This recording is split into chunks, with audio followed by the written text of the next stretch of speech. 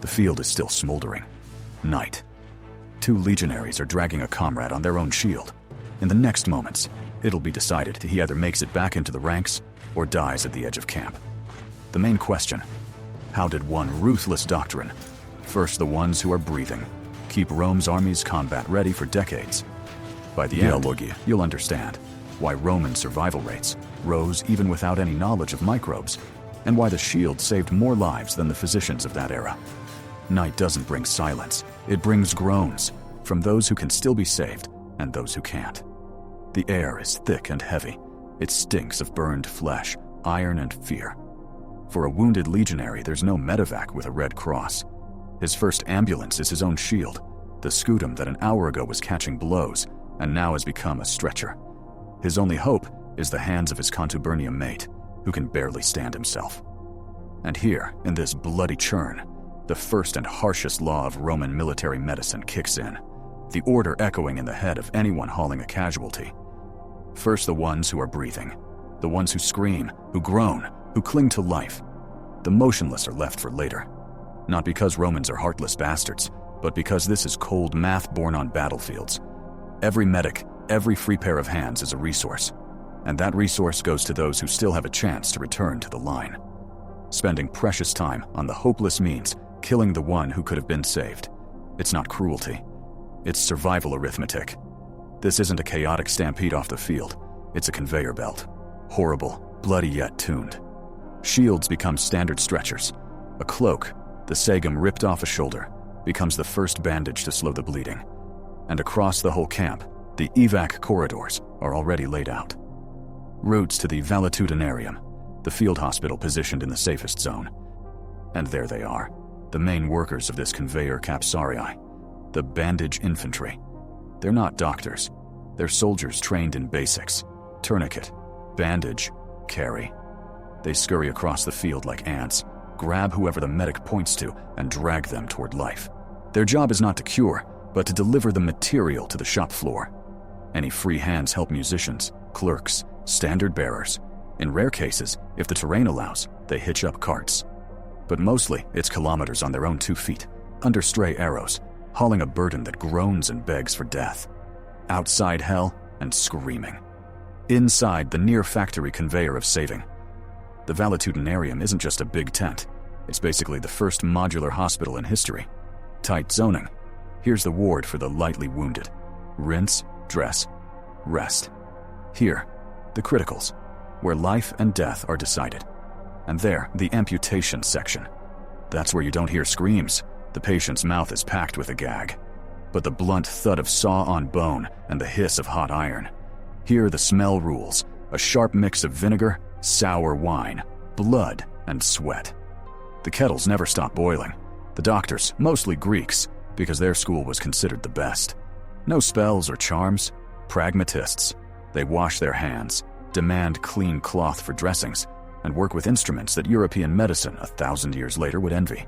Each had his own set, his diplomat. But it's not a kiddie doctor's kit. It's an executioner's drawer. These long-jawed forceps, made to pull a German arrowhead lodged between ribs. This hook curette used to scrape dirt, bone splinters, and torn tissue out of a wound. And these bronze clamps, arterial, ancestors of modern ones. They pinch vessels before the star of the show comes out the amputation saw. Anesthesia? Yes, of a kind. Opium, belladonna, mandrake tincture. No one knew exact dosages. Go a hair too far, and the patient never wakes. So most often, it's a gulp of sour wine for courage, and a wooden gag between the teeth. Speed is everything. A skilled surgeon could take a leg or an arm in under a minute. Then, the iron, heated cherry red. The hiss of burning flesh, the smell of roasted meat, and the wound is sealed, brutal as hell. But it was the only way to stop blood and gangrene. Antisepsis, by feel. No one knows the word bacteria, but they grasp the idea. Dirt equals death. So they wash hands and steel with boiling water, wine, vinegar. They rinse wounds with wine, smear honey as a drawing salve. They change bandages. Doesn't always work, but mortality drops. Weak point. No matter who the doctor is, you can't run from sepsis and cramped wards, heat, stench, infection. Shock and blood loss kill more often than the sword. Skill varies from master cutters to bandagers, so outcomes differ even with the same wounds. What set Rome apart from every army of its time? Their main antiseptic wasn't vinegar or wine. It was discipline and order. Not the surgeon's scalpel saved the most lives, but the military engineer's compass. The clean geometry of the Roman camp meant that from any point on the perimeter to the valetudinarium was no more than 150 paces, not kilometers paces. Ironclad subordination meant a medic's order was obeyed instantly. Early evacuation plus triage. Immediate treatment in a space kept as clean as possible. That chain cut the time a wound stayed open and filthy from hours down to minutes. They didn't know microbes, but they intuitively built a system that gave microbes no chance. What other armies left to prayer and luck, the Romans achieved with logistics. Why it worked? The promise, "We won't leave you," stiffens the line even before anyone is hit. Men fight harder because they know they'll be carried out. That speeds extraction, and speed is half of treatment. Then comes food, broths, porridge, fruit, watered wine, rest.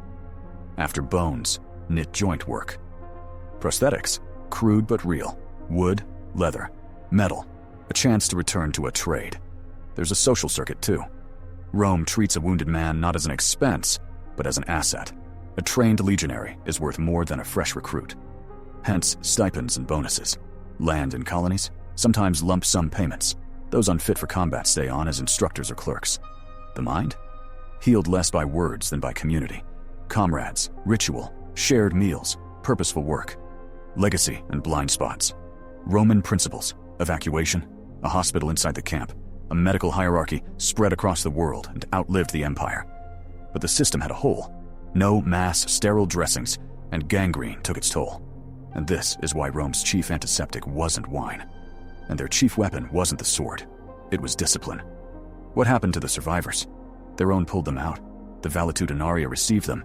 They were treated by the book and returned to the ranks, or given land and work.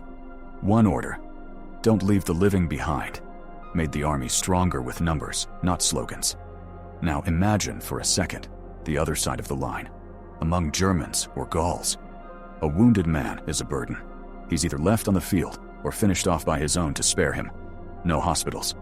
At best, a shaman smears the wound with a filthy rag and chants. The chance of surviving a serious wound near zero. Against that chaos and savagery, a Roman valetudinarium looked like a portal to the future. It wasn't just an advantage, it was a chasm between civilization and barbarism. Want to see how a single disease proved stronger than legions? Watch the next video about Rome's most terrifying weapon, and that is why medical discipline was a weapon. As for how Roman weapons helped Roman legions conquer Rome's world, I tell it in this follow-up.